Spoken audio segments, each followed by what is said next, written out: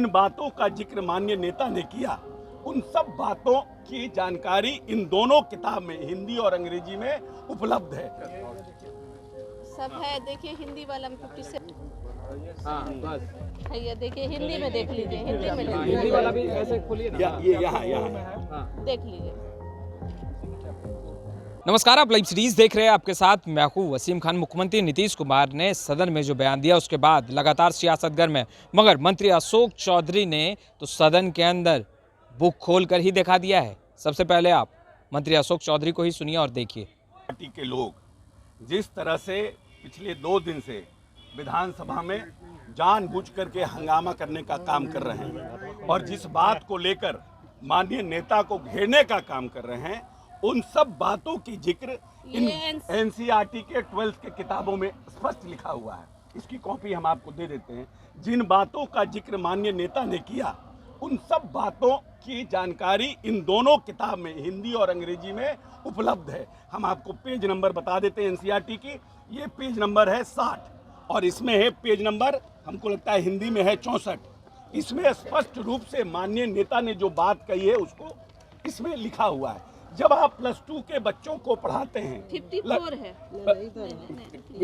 जब आप एनसीईआरटी के बच्चों को आप पढ़ाते हैं, उसकी हम कॉपी भी आप लोगों को फोटो स्टेट दे रहे हैं। 67। तो जब आप एनसीईआरटी के किताब में, सीबीएसई के किताब में बच्चों को पढ़ाते हैं और माननीय नेता ने अपने प्रजनन दर को इस प्रदेश में कैसे कम करें और कैसे प्रजनन कम हुआ है उसकी चर्चा में कुछ बोल भी गए, तो वो बात आप ऑलरेडी +2 के एनसीईआरटी में पढ़ा रहे हैं।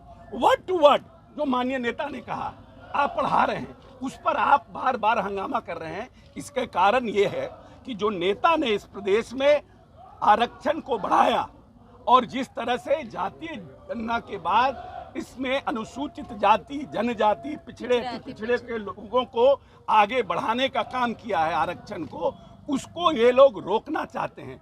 भाषण तो दिए हैं पक्ष में, लेकिन इनकी कार्रवाई, क्योंकि आज बिल आना है, आजकल माननीय नेता ने आके आसन में माफी भी मांग लिया। उनका दिल इतना बड़ा है उसके बाद कि अगर आपको ठेस पहुंची है तो हम माफी मांगते हैं। और उसके बावजूद भी ये लोग जो बात ये पढ़ा रहे हैं और देश के नेता बोल रहे हैं कि नीतीश कुमार पर चर्चा कर रहे हैं, तो अगर आपको इतना शर्म लग रहा है तो आप सिलेबस क्यों नहीं बदलते हैं? ये सिलेबस में क्यों डाले हुए हैं आप? सीबीएसई और एनसीईआरटी के सिलेबस में क्यों डाले हुए हैं? आपको लगता है कि ये अपमानजनक है, समाज में इस तरह की बात नहीं जानी चाहिए, तो फिर आप 12वीं के बच्चों को एनसीईआरटी के सिलेबस में क्यों पढ़ा रहे हैं? और उसके बाद क्योंकि आज बिल आना है और इसीलिए ये लोग हंगामा कर रहे हैं और हाथी के दांत दिखाने के कुछ और, खाने के कुछ और है।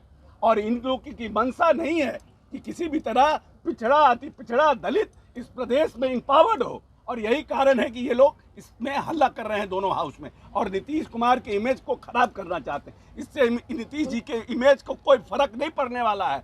देश का दलित, अति पिछड़ा जानता है कि इस प्रदेश में लंबे समय से किसने लड़ाई लड़ी है और कौन जातीय गणना कराने की हिम्मत किया और किसने इस प्रदेश में आरक्षण को बढ़ाने का काम किया।